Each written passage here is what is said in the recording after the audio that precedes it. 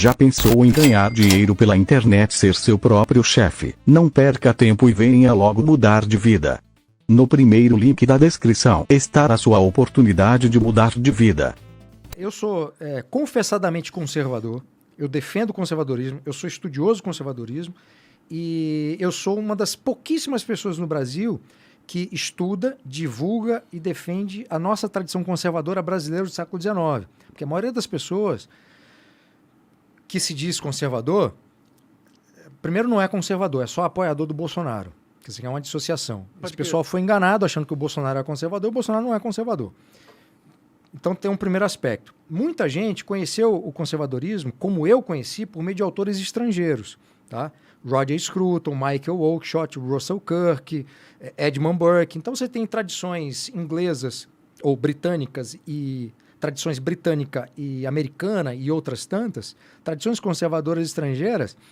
Muita gente não conhece a nossa tradição conservadora. Tá? Então eu tenho feito esse trabalho junto com outras pessoas, o meu amigo Alex Catarino, que vai lançar provavelmente esse ano um livro sobre a mentalidade conservadora brasileira, com base nesses autores. Então eu faço esse trabalho, sabe? Divulgação não só de autores estrangeiros, mas principalmente eu faço esse trabalho de pegar essa nossa tradição, atualizá-la, obviamente, para o século XXI, aprimorar aquilo que pode ser aprimorado e descartar aquilo que não faz qualquer sentido, né? Cara, eu sofro ataque direto assim, dos bolsonaristas porque eu falo que o Bolsonaro não é conservador, ou porque eu critico o Bolsonaro. Por que ele não é conservador, na sua opinião? Porque o Bolsonaro não tem alguns elementos que são fundamentais para ser conservador. Tipo qual? Tipo prudência no sentido aristotélico, sabedoria política. Temperamento. O conservador é um equilibrado. Quer dizer, ele está sempre tentando estabelecer uma ordem, seja social ou ordem política, com base no equilíbrio. Porque a desordem provoca ruptura, entende? Então o seu comportamento, ainda mais se você tem poder, exige que você seja moderado.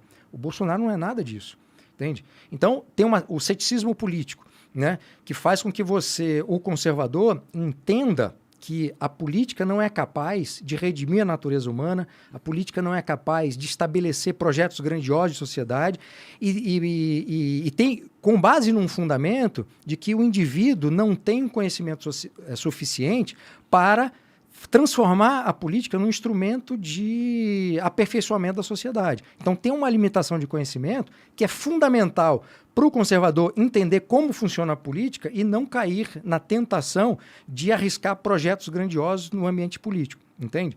Então, assim, além do Bolsonaro não ter alguns elementos fundamentais ao ser conservador ou ao conservadorismo, o Bolsonaro é outra coisa.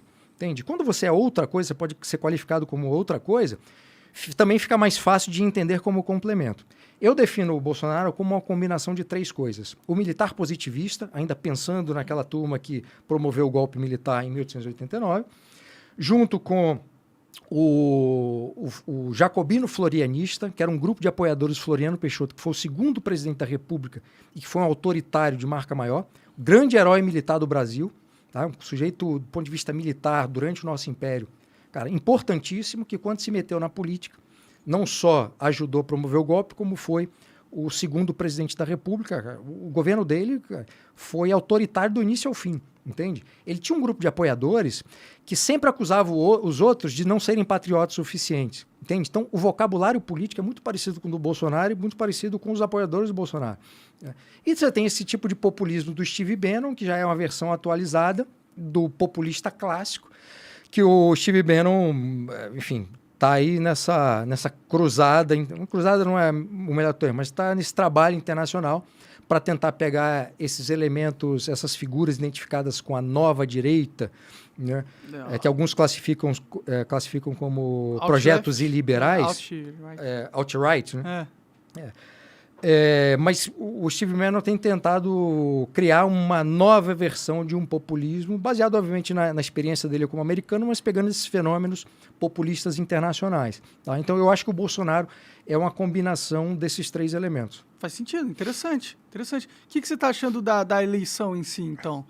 Você vota? Você já desistiu dessa parada de votar? Cara, assim, durante décadas, desde que eu tirei o título de eleitor, eu sempre estava numa cidade que o meu título não estava, né? E como eu nunca tive candidato, eu nunca me preocupei, eu sempre Anulava lá. Não anulava não. Pagava a multa. Mas justificava. Sim. Né? E o mais importante para mim, durante muito tempo de ter o título de eleitor, como eu não tinha, enfim, candidato, era um circo de horrores, era garantir que eu tivesse a renovação do passaporte. Era basicamente para isso, né? Você tem ali tudo em dia e tal. No caso dessa eleição, cara, você tem uma série de problemas velhos e problemas novos. Então, o Lula ser candidato é um problema complicado, porque o Lula tem um passado, ele tem 2 governos com o PT, enfim, tendo feito aquilo que fez, grande esquema de corrupção, aparelhou o Estado brasileiro de uma maneira extraordinária, né? E é o motivo pelo qual o STF está agindo dessa forma também, hoje em dia, né? Como assim? Não entendi. Foi ele que colocou a maioria dos ministros lá, né? Muita gente lá foi ele que colocou, né? Assim, o Alexandre de Moraes foi o Temer, né? Mas é que eu acho que tá todo mundo junto. Aí é outra discussão.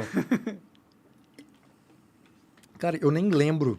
A gente pode até olhar aqui quem foram os ministros, que não lembramos. Quem foram os ministros que o Lula indicou. Indicou Joaquim Barbosa, mas vazou. Isso é o único que eu lembro. Joaquim Barbosa foi a Dilma, não? Foi o Lula? Bom, ele falou que foi ele no debate, mas ele pode ter mentido, eu não sei. Não, pode ter sido, cara. Eu realmente não lembro, tá? Pode ter sido o Lula mesmo. Se a nossa produção puder ver aí, a gente ajuda, porque eu tô ficando velho e minha memória tá piorando a cada dia. Bom, pelo menos você tá ficando velho. Eu já sou jovem e minha memória é uma bosta. Você tem que voltar pro projeto do Cariani, pô. Tô precisando dar uma malhada mesmo, cara. Mas o que a gente tava falando mesmo? Da eleição em si. Da eleição. Então você tem o fator Lula, né? E é extraordinário que depois de tudo que aconteceu... Ainda tem uma chance. Ele, enfim, ser um dos 2, né? Favorito, né, em teoria. Pelas pesquisas, se as pesquisas estiverem corretas, ele é o franco favorito, né? Esse é do Lula? Não, esse sim, é de todos. Boa. FHC, Lula, Ricardo Lewandowski, que deu aquele negócio pra Carmen Lúcia. Boa. O Toffoli. Não. Bom, o Joaquim Barbosa não tá mais, então eu acho que ele não tá no site. Mas ele foi durante... Eu acho que só são os que estão agora em cargo. Então deve ter sido Lula mesmo. Se foi anterior, né? Mas sei lá. Bom, tá a turma aí. Então, eles têm muitas pessoas que eles indicaram, né? Olha o corpo de ministros que foi o PT que indicou e olha o corpo de ministros que foi o resto das pessoas que indicaram. E Bolsonaro também... Também não ajudou, né? 2 indicações. Cara, você achou ruim as indicações? Péssimas. Com tanto jurista bom no Brasil. Por que ele faz isso, mano? Por que ele... Sim, indicação do Supremo também tem componente político, né? Os 2 que ele indicou... sim, negociação política. Então eles são do grupo político do Bolsonaro de alguma forma, né? Ou do Centrão, né? O Cássio Nunes foi, pelo que eu li, né, e faz todo sentido pelas ligações que ele tem, indicação do Centrão. Dá esse poder na mão do Centrão. Bom, se bem que ficar na mão do Bolsonaro também ia fazer tanta diferença. Cara, mas assim... O presidente da República ele tem que saber negociar com todo mundo, né? O problema é que quando você tem uma articulação de partidos que se forma esse centrão com muito poder político lá e você negocia com eles, quando você já não tem muito poder, você se sujeita. O Bolsonaro teve uma janela, como todo presidente tem, de fazer uma negociação adequada, digamos assim, no primeiro ano de governo. Que estava mais popular, não tinha pandemia. Você tem uma boa vontade do Congresso, o Congresso novo, você tem o governo que entra, a sociedade que está na expectativa. Então, você tem o governo que entra, tem todas as condições para dar as cartas, entende? Ou, se não dá todas as cartas, mas tem uma boa mão, né? Tem uma boa mão. O Bolsonaro, do primeiro ano de governo, ele se recusou a negociar, entende? A sentar com o Congresso e falou, não, vou fazer aqui, achou que dava para governar sozinho. Entendi. Foi isso que ele fez. Entendi. Aí, 2010 veio a pandemia, aí o Bolsonaro descobriu que tinha que negociar, eu precisava do Congresso para algumas coisas. Cara, quando você vai negociar sem ter a mão boa, você está sujeito a quem tem mão boa, cara. Então, aí, o Arthur Lira, quando o o Rodrigo Maia era presidente da Câmara, o Arthur Lira era uma figura ligada ao Rodrigo Maia, e o Arthur Lira era alguém que defendia o afastamento do Bolsonaro, tá? Então você tem toda a história que as pessoas ou não vão procurar saber ou não conhecem. Então você tem ali o Rodrigo Maia, em várias entrevistas que ele foi perguntado, quando já estava a tensão estabelecida entre ele, o Paulo Guedes e o Bolsonaro, Rodrigo Maia dizia, não vou pautar o impeachment, não sei o quê, e tudo mais. E o Arthur Lira estava ali por trás dizendo que, cara, por ele passava o impeachment, né? Tem uma matéria que saiu na revista Oeste em 2020, salvo engano, é um perfil do Arthur Lira. Essa história está toda lá, né? E o Arthur Lira dizendo claramente que assim, mudaria de lado se houvesse negociação, cargos, essas coisas, né? Caralho, é feito às claras, né? Esse é o pior de tudo, né? E depois a aliança foi com Valdemar Costa Neto, né, cara? Não parece então, muito promissor, né? Eu acho que, pelo que eu estou vendo aí, em termos de candidatos para a Câmara dos Deputados, eu acho que o grande vencedor dessa eleição, pelos candidatos que têm a possibilidade de ganhar e conquistar uma cadeira na Câmara, eu acho que o grande vencedor, um dos grandes vencedores, vai ser o Valdemar da Costa Neto. Eu acho que o partido dele vai eleger muita gente e a maioria não vai ser ligada ao Bolsonaro, vai ser ligada a ele. Portanto, imaginemos um cenário que o Bolsonaro perca e o Lula vença, né? Seja no segundo turno. Cara, você acha que o Valdemar e os seus eleitos vão ser oposição ao governo Lula? Não. Eles vão tentar dominar o governo. Não, vai ser o que sempre foi, com o cara. Bolsonaro. Vai ser o que sempre foi. Entendeu? Bom, você não me deixou muito otimista não, cara. Mas assim, eu tô explicando assim, a política real na prática, né? O Bolsonaro tem a seu favor alguns números positivos, né? Emprego, PIB, essas coisas. A economia está dando uma enriquecida. Coisas que andaram no governo dele, cara, eu fico impressionado, assim, porque apoiador do Bolsonaro, em termos gerais, não conhece nem o que o governo fez de positivo, né? Então, tem essa coisa da lei de liberdade econômica, saneamento básico, a mudança nos cartórios que aconteceu recentemente. Então, cara, você tem coisas que estão acontecendo na burocracia estatal, redução de burocracia nesse sentido, que às vezes isso não aparece agora, mas que isso é um negócio muito importante, né? Que as pessoas vão começar a sentir os efeitos positivos e muita gente já está, dependendo do setor que atua. Então, são mudanças que eu vou fazer uma comparação com saneamento básico, entende?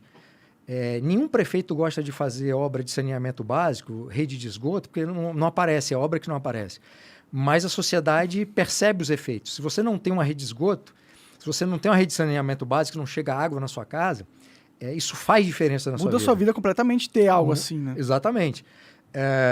Então são coisas que eu acho que às vezes o Bolsonaro, como candidato, nem dá ênfase a isso, entende? Fica perdendo tempo com muita besteira. Com briga política, com... Cara, besteira que não atrai voto, entende? Sim, porque os votos, ele pode até atiçar a base de apoio que já vai votar nele. Né? Mas você tem aí, segundo as pesquisas que vêm sendo divulgadas, se os dados, repito, estiverem certos, você tem os dois principais candidatos com alto índice de rejeição, e tem muita gente indecisa, muita gente não define o voto. E esses bolsonaristas, quando vão tentar convencer o sujeito que quer votar nulo ou está em dúvida contra o candidato, em vez de tentar convencer o sujeito a votar no Bolsonaro, fica atacando o sujeito. Fala assim, vai votar nulo, você vai eleger o Lula, não sei o que, a pior forma possível. É verdade. Quer dizer, no fundo, dá vontade de não votar mesmo. Não, é isso que acontece. Esses caras, não é que esses caras não estão só conquistando voto, eles estão fazendo com que a pessoa se afaste ainda mais. Sim, um que faz isso direto lá no Twitter e me enche o saco é o Kim Paim. Ele acha que ele está querendo me convencer a votar, a declarar meu voto no Bolsonaro e coisa assim, mas toda vez que eu penso, você tá querendo eleger o Lula, então, já que você tá votando no Lula, falou, tá bom, então eu quero eleger a porra do Lula, então. Vou votar nulo só pra não dar o que você quer, porra. Mas isso é um negócio muito, cara, muito comum, muito óbvio e muito negativo se o objetivo é atrair novos votos, converter entende? gente, né?